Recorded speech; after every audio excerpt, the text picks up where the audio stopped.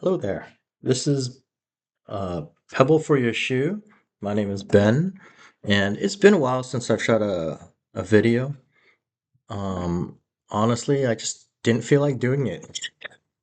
But at least that season is over. I kind of feel inspired to share something that I've learned, and it's because me and some friends were talking and chatting, and so this I thought this video on something that I've learned about would help my group of friends for my community. And so here it is. It's basically, I think a lot of times we try to overcomplicate Christianity or Messianic Judaism, and just like we overcomplicate what it is that we believe and what it is we're attempting to live our lives by. And I want to try and make it as simple as like this epiphany that I had a few months ago. It's basically this. Um, I was remembering how in Genesis 1, how God had created this environment, the universe or the planet that we live on, and He created these laws like physics, chemistry, biology, electromagnetism. The strong force, the weak force, time, gravity, all these laws that that kind of govern this environment that we live in so that life can exist, so that we can have a place that we can live. And so, with that idea, he gave instructions to Moses. If you go from Genesis 1 and then fast forward in the Bible all the way to Exodus 25 to 31, and there's this conversation between God and Moses, and he gives Moses all these instructions on how to build the temple, the what's called the Mishkan in Hebrew, and which later becomes the Migdash, which is the solid brick and mortar temple that Solomon builds.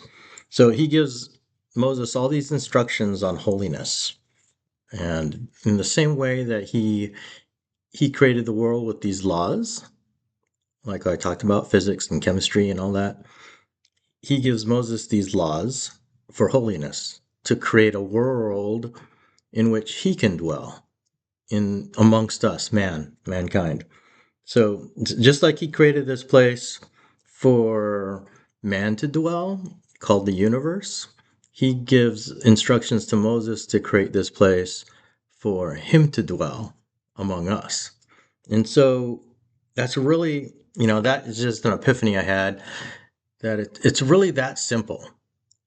We are given these laws, the 613 laws that he gave to the Jewish people, the Israel, so that he can dwell with them. And we get to do those things. I think a lot of people have this idea that it's a have to, but it's really more of a get to, so that we can get and meet with God. We get to go and meet with God in this place. And he actually says that to Moses. He says, I will meet you there between the wings of the cherubim on top of on top of the Ark of the Covenant or the Ark of the Testimony. Um, there are these two cherubs, these two angels, and their wings are facing each other. And God says, I will meet you there underneath the wings of those angels. And it's that simple.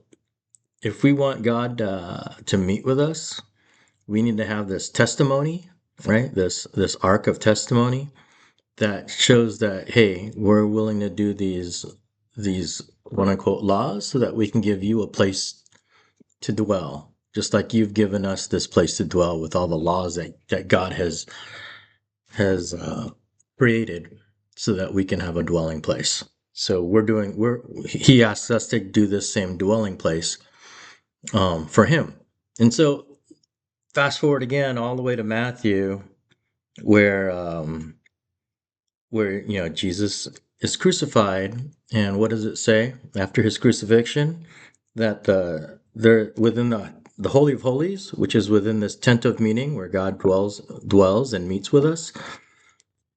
That curtain after the death of Jesus is torn from top to bottom, And therefore, the temple is no longer within this tent, this Migdash, this Mishkan.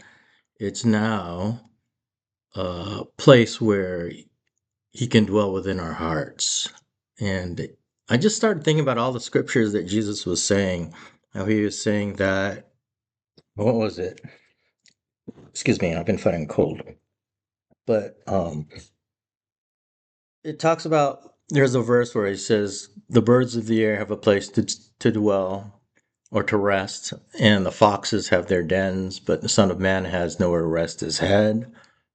And I started thinking, does that kind of mean that he's he's not just referring to a place where he can sleep, like a house? Could he be talking about the temple within our hearts, that he hasn't a place to rest yet because man does not have a holy place for him? Man has not cleansed their temple of their hearts. And then I started thinking about the verse where it talks about Jesus kicking out the money changers and overturning the tables in the temple.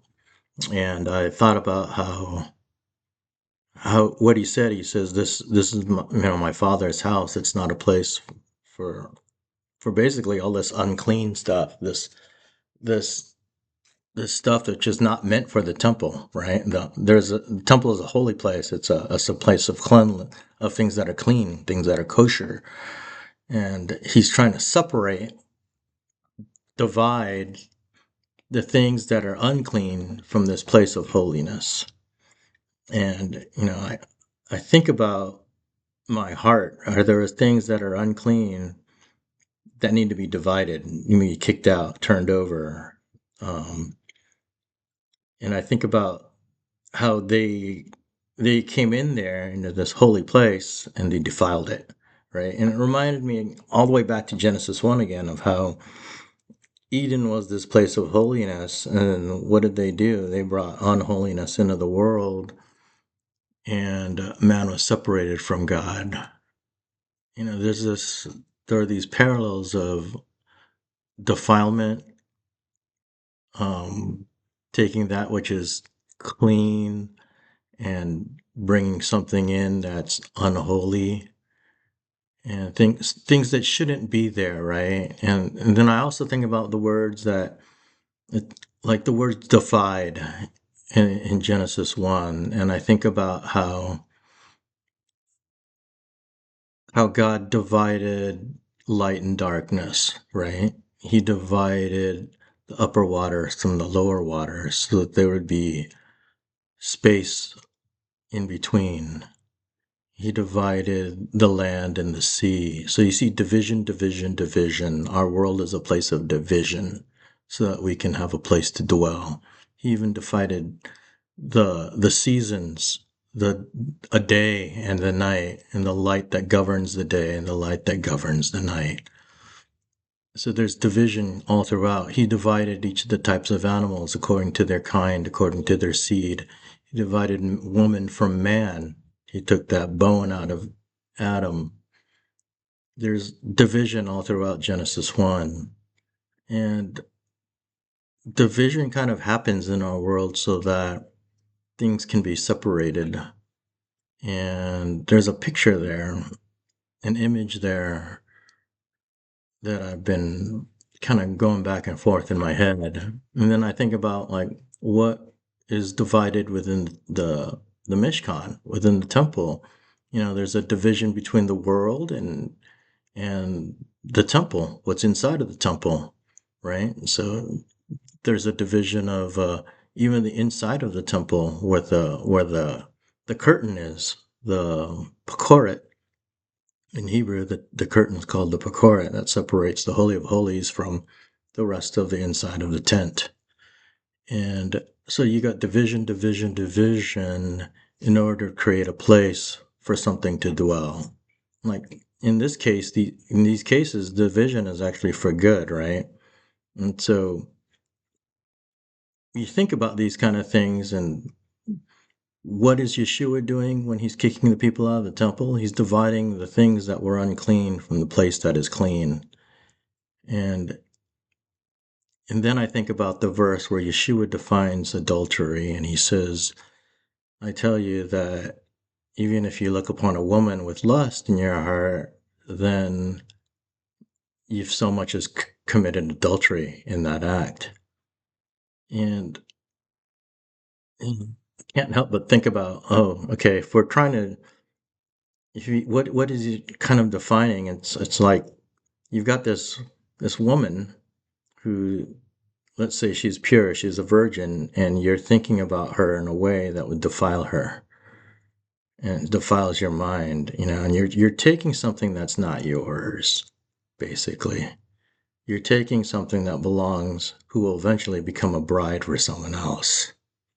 And when you think about that, you think you're taking something before its time, before it's ripe, like fruit that's unripe, like the way Adam and Eve took that fruit from the tree before it's not theirs.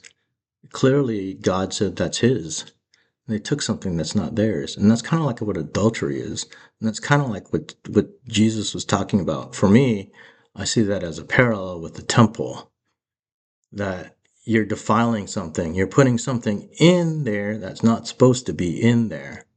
And so he divides it and kicks it out. These are just some parallels that I got. Some of the verses I'll share them with you just so that you can do your own research. The curtain being torn is in Matthew 27, verse 51. The, what is it? Matthew 9:20 is also talks about the temple.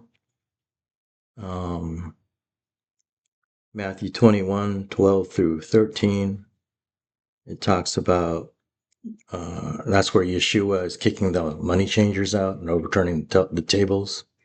Genesis 3 talks about how Adam and Eve reached out and took the fruit from the tree. And then there's Ephesians 5:25 through 23. It talks about how that's the first mention of the bride of Christ. Um, and then there's Revelation 19:7 through 9. And that's also another mention of the bride of Christ. Um, and then there's Matthew 8:30, where it talks about Jesus saying that he has no place to rest his head. That's the one where he's talking about the birds of the air have a place to rest, and the foxes have their dens, but he doesn't have a place to rest his head. I think that's kind of foreshadowing of him longing for the temple in our hearts.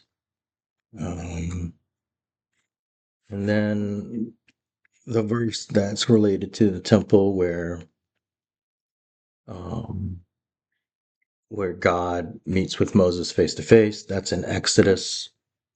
Um, I can't see it, it's too dark. Exodus 25:20 through 22. And the verse for adultery was Matthew 5:28. And then one thing I want to share with you is just an example of something I found helping me when I was 12 years old. And I was struggling with thoughts, with anger, with lust in my adolescence. And there was a verse that really stuck with me that my youth pastor, my junior high youth pastor, Scott Mayshot, shared with me. It was Romans 12, verse 2, and it says, don't conform to the world. I can't even remember it. Give me a second, I'll look it up.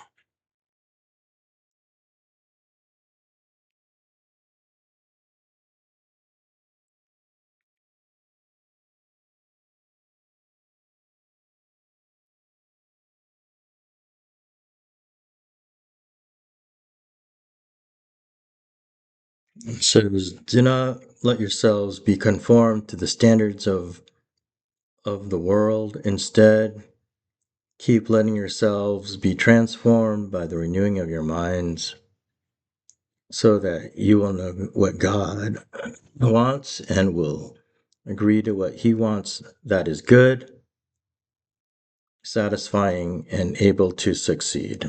And in another version, it says, that is good, perfect, and pleasing to God. Three words that I wrote down were perfect. And what does it mean to be perfect? It means I kind of define perfect as something that is without flaw, something that is undefiled. What's good? The definition of good in Jewish thought is for the benefit of man. That which is good is something that benefits mankind. And what's pleasing?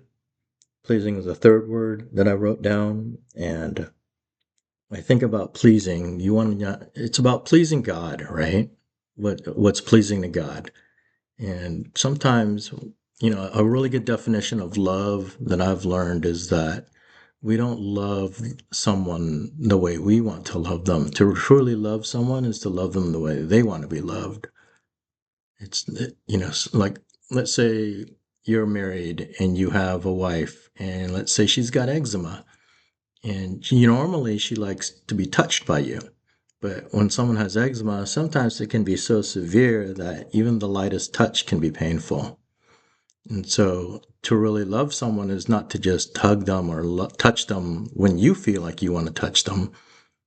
It's real love is showing restraint and sometimes loving them the way they want to be loved, not the way you want to love them, or loving them at the time they want to be loved. So the definition of love is not about you, but it's about the other person.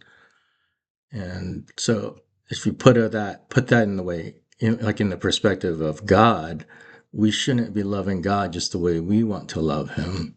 We should be obedient and love Him the way He wants us to love Him. And that's kind of like what it is to build a temple of God. It's to follow the laws that He has set in order so that He can dwell with us and meet with us. And so, how do we do that? How do we renew our minds? My example when I was like younger was I would think about things that are good, things that are perfect to me, what I understood perfection, things that moved me and inspired me as what I think is perfect. And for a 12-year-old, I looked like what's perfect in what's a perfect song? I thought of like Bach's cello, I forget what number. I think it's cello concerto number one, and it's pretty much a perfect cello concerto. You probably know it. It's been played on a lot of commercials. It's been used a lot. Another perfect song I thought about was Vivaldi's Four Seasons. Those are pretty much perfect compositions. I thought about like Michael Jordan because he inspired me. A lot about his game to me seemed pretty perfect. I would think about Pete Sampras's serve, and because he just dominated the tennis world. It was like a perfect running forehand, the perfect single-handed backhand. Um, he got 14 major championships. Um, he pretty much was the perfect tennis player, the textbook tennis player of his time. I thought about what's the my one of my favorite things to smell was baked bread, and the taste of baked bread with butter was very pleasing to me. It was like one of the most perfect foods at that time for me. So whenever I would struggle with thoughts of lust or thoughts of anger or wrath or rage, I would think about these perfect things. And it sounds kind of juvenile, but it actually worked. It was retraining my mind to think when those something bad would come into my mind, I would immediately think about like what it would be like to hit the perfect serve, what it would be like to hit the perfect forehand, what it tastes like to have the best baked bread, to hear to hear Concerto Number 1. Um, it worked for me. It might not work for you. Maybe you have to find something else to retrain your mind. But it's like Pavlov's dogs. I don't know if you know what Pavlov's dogs is about, but it's about behaviorism. And what Pavlov did was he experimented with dogs, and he would ring a bell, and every time that bell would ring, the dogs would hear it, and they would know that they were getting fed at that time. He would feed them. Um, and then what happened is they learned over time that every time that bell would ring, that they would get food. And so what happened is over time, he would ring the bell, and then they would stop giving them food, but the dogs would continue to salivate and get excited, even if they didn't get food, because they learned a behavior pattern that the bell is associated with a reward of food. And so in the same way, when I would struggle with my, my, what would you call it, evil intent of your mind, then I would immediately think of something perfect, something good, something pleasing to me or to God that I thought was good for my benefit of man, something that was pleasing to him, and things that were in my way perfect that would not defile me. And so I would think about these things, and it worked. So that's just one example. You could probably come up with your own. It's one way to reset your mind so that you can not defile that temple within your heart. That's pretty much it. Kind of went deep with some scriptures and some things, but I guess my main challenge is keep it simple. When you're trying to define what Christianity is to you, what Messianic Judaism to you, what your faith is, it's really how am I going to protect this communion I have with God? How am I going to keep my heart as a place where that that Jesus can rest his head? It's that simple. And all those other laws, 613 laws of the Old Testament, don't make that burdensome. Don't make it be something that's something for you to struggle with. It's really just as simple as, okay, I'm going to make this environment, just like he made an environment for me to live, I'm going to make an environment for him to dwell as well. He made me an apartment in the universe. I'm going to make him an apartment in my heart. It's as simple as that. But yeah, that's the public for your shoe today. Thanks.